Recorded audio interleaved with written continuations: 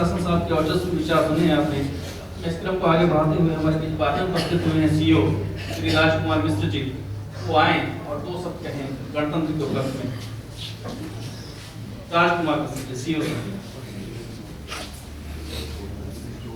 परम आदरणीय जिलाधिकारी गौतम बुद्ध नगर महोदय और हमारे वरिष्ठ अधिकारीगण, स्कूल के सभी छात्र और इस प्रांगण में सभी उपस्थित बंधुओं, रिपब्लिक डे पे सभी को बहुत सारी शुभकामनाओं के साथ मैं ये बताना चाहूँगा कि जो सुरक्षा दो प्रकार की होती है, जैसे आंतरिक सुरक्षा और बाह्य सुरक्षा। बाह्य सुरक्षा की जिम्मेदारी तो सीमाओं पे सेनाओं की होती है, लेकिन आंतरिक सुरक्षा की जिम्मेदारी जो राज्य की पुलिस होती है उसके ऊपर होती है। और गणतंत्र दिवस हम अपने देश की प्रभुसत्ता या स्वैनिटी जिसको कहते हैं उसको स्थापित करने के लिए मनाया जाता है। जो शक्ति हासिल की है उसका प्रदर्शन करने के लिए, प्रदर्शन सिर्फ इस भाव से कि यहाँ के आम जनमानस में सुरक्षा की भावना अंतर नहीं हो, उनको लगे कि हम इस स्वतंत्र देश में सुरक्षित हैं, सुरक्षित रह के ही विकास किया जा सकता है। इस मात्र उद्देश्य से हम सभी एकत्रित होते हैं और अपने इस गणतंत्र दिवस को याद करते हैं। तो मैं बहुत कुछ ना कह के सिर्फ यही कहना चाहूँगा कि आप सभी को इस गणतंत्र दिवस की बहुत सारी शुभकामनाएं पुलिस परिवार की तरफ से। Thank you very much. अब जिसका बेसब्री से इंतजार कर रहे थे वो समय आ गया है। अब मैं इनवाइट करूंगा जिलाधिकारी महोदय को कि वो आए और इस उपलक्ष्य में जनपद वासियों को संबोधित करें। जिलाधिकारी महोदय। अधिकारीगण, हमारे कर्मचारी साथी, धर्म पब्लिक स्कूल के प्रधानाचार्य, प्रबंधक और बच्चे, मीडिया के साथी एवं अन्य आगंतुक, आज हम लोग 65वां गणतंत्र दिवस मनाने के लिए एकत्र हुए हैं। आप सभी अवगत हैं कि हमारा संविधान विश्व का सबसे बड़ा संविधान है और इस संविधान को तैयार करने में काफ़ी समय लिया गया। 15 अगस्त 1947 को आज़ादी मिली और ये संविधान 26 जनवरी 1950 इस संविधान में 396 आर्टिकल्स हैं। विश्व के समस्त संविधान का स्टडी करने के उपरांत ये संविधान बना है और इसमें किसी भी तरह की कोई कमी नहीं है। एक आदर्श संविधान है जिसमें हर नागरिक के राजनैतिक, आर्थिक, सामाजिक और अभिव्यक्ति की, उसके धर्म की, सब तरह की स्वतंत्रता है। स्वतंत्रता के कारण ही हमारा मीडिया इतना सशक्त है और एक जनमत तैयार करने में मीडिया की बहुत बड़ी भूमिका है। हम इस देश को आज़ादी से अगर आज तक देखते हैं तो बहुत उन्नति हुई है। अगर आप 10 साल पहले कोई चीज़ सोचें और आज सोचें तो भी बहुत उन्नति हुई है। हमारी आदत पड़ जाती है कोई चीज़ देखने की, अगर 10-15 साल तक हम लगातार देखते हैं तो ऐसा लगता है कि जैसे ये सदियों से था और ऐसा लगता है कि उन्नति नहीं हुई। लेकिन अगर हम आज से 20 साल पहले जाएं, जो हमारा जीवन स्तर था, जो हमारे चलने और ट्रांसपोर्टेशन के, कम्युनिकेशन के साधन थे, वो बहुत सीमित थे। आज हम लोग बहुत ही उन्नति कर चुके हैं। फिर भी देश में कुछ गंभीर समस्याएं हैं जिनकी तरफ हम सभी नागरिकों का ध्यान दिया जाना आवश्यक है। सबसे बड़ी समस्या करप्शन है। करप्शन इतना बड़ा हो गया है कि इसके लिए लोगों को हड़ताल करना पड़ रहा है, अनशन पर बैठना पड़ रहा है। आप सभी अवगत हैं कि अगर देश परतंत्र न रहा होता तो शायद गांधी जी और सुभाष जी जैसे लोगों का अभ्युदय न हुआ होता। जब किसी की जरूरत होती है तभी वो पैदा होता है। अन्ना हजारे के रूप में हमारे सामने एक व्यक्ति पैदा हुए जिनका अनशन चला और जिससे हमें लगा कि करप्शन इस देश में बहुत बढ़ गया है। करप्शन के निवारण के लिए हम लोगों ने लोकपाल बिल, लोकायुक्त, तमाम तरह की संस्थाएं बन रही हैं, लेकिन जब तक जनमानस में इसके विरुद्ध नहीं चेतना होगी तब तक इसे दूर करना मुश्किल है। हर व्यक्ति को ये चाहिए कि ना हम किसी तरह से करप्शन में सहयोग करेंगे और ना ही करप्शन में भाग लेंगे। करप्शन को रोकने के लिए जो मैं मानता हूँ कि जो भी सरकारी दफ्तर है, चाहे कहीं भी हो या अर्ध सरकारी दफ्तर है, उसमें कार्य को शीघ्र अगर निपटाया जाए तो निश्चित रूप से करप्शन पे अंकुश लगेगा। अगर हर आदमी अपना कार्य उसी दिन निपटा दे तो निश्चित रूप से करप्शन पर अंकुश लगेगा। क्योंकि जब किसी भी चीज का, पत्रावलियों का निर्णय रुक जाते हैं तभी करप्शन का जन्म होता है।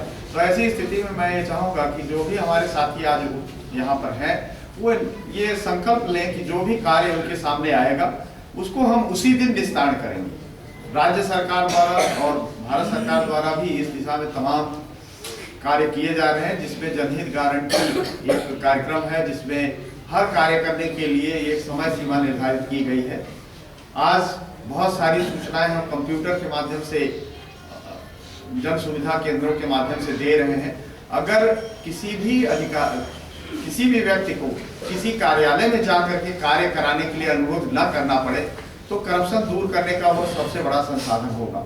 अगर हम अमेरिका में देखें तो वहां पर जो भी आपके कार्य होते हैं आप इंटरनेट के जरिए संबंधित कार्यालय को भेज देते हैं और जब भी उसका हल हो जाता है तो इंटरनेट के जरिए ही आपको उसकी सूचना मिल जाती है और आप उसको डाउनलोड कर लेते हैं। जब कार्यालयों में कार्य कराने वालों की आमद कम होगी तो निश्चित रूप से करप्शन दूर होगा। और करप्शन के लिए जरूरी है कि जो आदमी जिसका कार्य है वो आए और कार्य कराने के लिए संबंधित व्यक्ति से मिले और उसको करप्शन में कुछ करे। तो जब कभी भी ऐसा होगा कि आपको कार्यालय ना आना पड़े और आपका कार्य घर बैठे हो, तब निश्चित रूप से करप्शन दूर होगा। और सरकारों का इस दिशा में कार्य किया जा रहा है कि जो भी आपकी जरूरतें हैं वो आप इंटरनेट के माध्यम से आप कार्यालय में उपलब्ध कराएं और उसी के माध्यम से आपको प्राप्त हो जाए। तहसीलों और जिला कार्यालयों में भी इस समय भीड़ काफी कम हो रही है, क्योंकि तमाम सूचनाएं, जन्म प्रमाण पत्र, आय प्रमाण पत्र आज जो है इस माध्यम से दिए जा रहे हैं। दूसरी चीज जो सबसे बड़ी है बेरोजगारी की। हमारे देश में अगर देखा जाए तो जनसंख्या जिस स्पीड से बढ़ रही है विश्व में किसी भी देश में नहीं बढ़ रही है।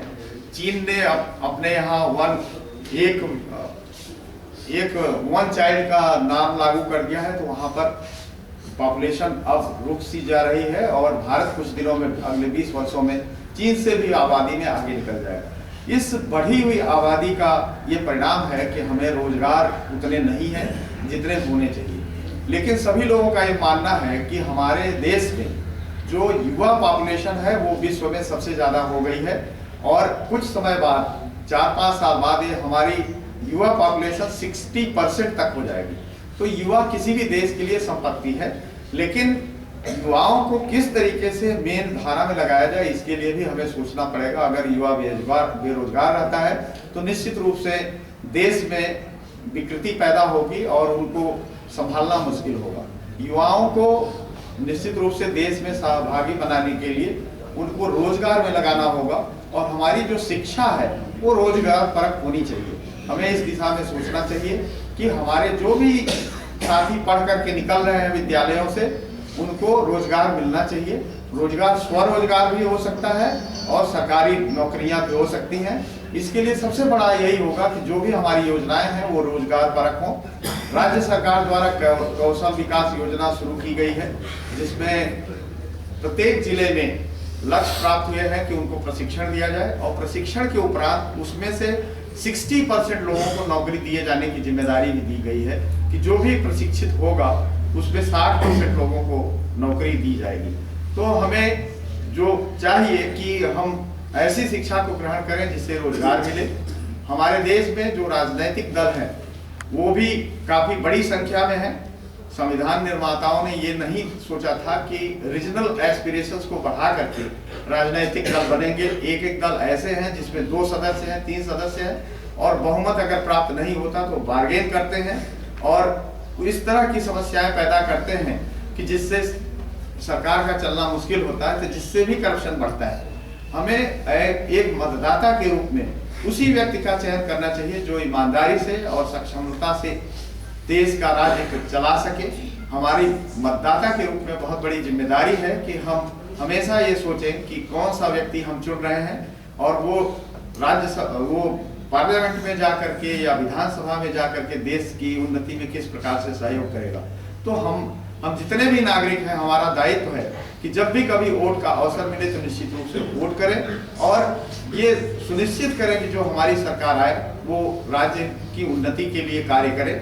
उसमें करप्ट लोगों की तरफ आपका ये ध्यान होना चाहिए कि उन्हें ना चुना जाए। अभी एक सुप्रीम कोर्ट की रूलिंग के तहत ये हुआ कि जो लोग सजा पा जाते हैं उन्हें चुनाव में भाग लेने का अधिकार नहीं होगा। ये बहुत ही बड़ा निर्णय है जिसको कि भारत सरकार ने मान लिया है। इसका ये परिणाम होगा कि लोग अब क्रिमिनल एक्टिविटीज में, करप्शन में भाग नहीं लेंगे। अगर सजा हो जाती है तो राजनीति में वो नहीं आ सकते। 2-1 लोगों को इस कारण से जेल भी जाना पड़ा। तो हमें ये चाहिए कि जो भी हमारा जो व्यक्ति जहां पर भी है वो देश की उन्नति में जो भी कर सकता है उसे करना चाहिए, और हमेशा ये सोचना चाहिए कि हमारे देश की उन्नति के लिए हम इस तरह से कार्य करें कि हमारे कार्य से जो भी थोड़ा बहुत देश की उन्नति और प्रगति और उसकी शुचिता में इजाफा हो सकता है वो करें। हम अपने कर्मचारियों से, अपने साथी अधिकारियों से अनुरोध करेंगे कि आप जहां कहीं भी हो, आप ये सोचें कि हमारा कौन सा कार्य देश की प्रगति में सहभागी होगा, उस कार्य को अवश्य करें। और ये निश्चित रूप से सोचें कि आपका ऐसा कोई कार्य नहीं होना चाहिए जो कि देश की प्रगति में बाधक हो। हम बहुत ही भाग्यशाली हैं जो कि सरकारी नौकरी पाए हुए हैं। आज सरकारी नौकरी में 10,000 से कम किसी का वेतन नहीं है, जबकि देश में बहुत रोजगार पड़े हैं। हमसे आपसे बहुत अच्छे लोग हैं जो कि आज भरण पोषण के लिए परेशान हैं। तो हमें अपने को खुशकिस्मत समझ करके ये समझना चाहिए कि हमें देश की सेवा करने के लिए अवसर मिला है और हमें सेवा करना चाहिए। गणतंत्र बनाने के लिए हम लोगों का ये सबसे बड़ा योगदान होगा। हम आप सभी की इस अवसर पर धन्यवाद देते हैं और शुभकामना करते हैं कि आपका आने वाला समय सुखमय हो और देश के लिए भी सुखमय हो। धन्यवाद।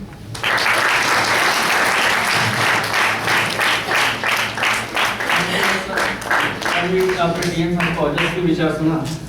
धर्म पब्लिक स्कूल के बच्चे एक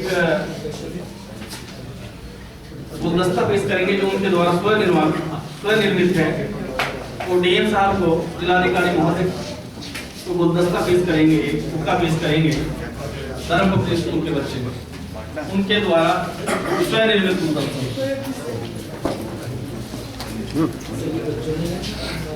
बच्चों के द्वारा खुद बनाया गया है सर आपके लिए।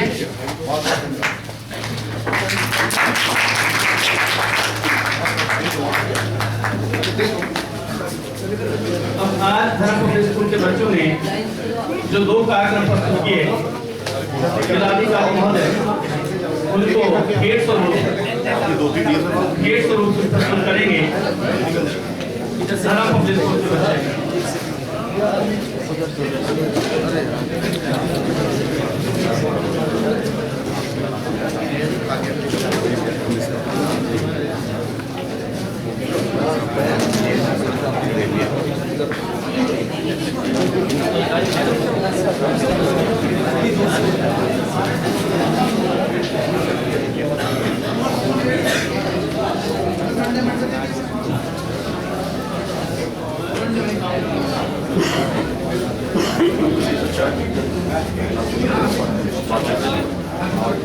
इसके साथ ही आज का प्रोग्राम समाप्त होता है। सबको गणतंत्र की एक बार फिर से बधाई और शुभकामनाएं। थैंक यू, धन्यवाद।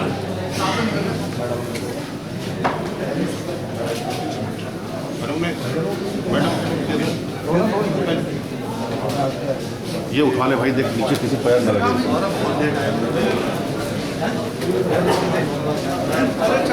जी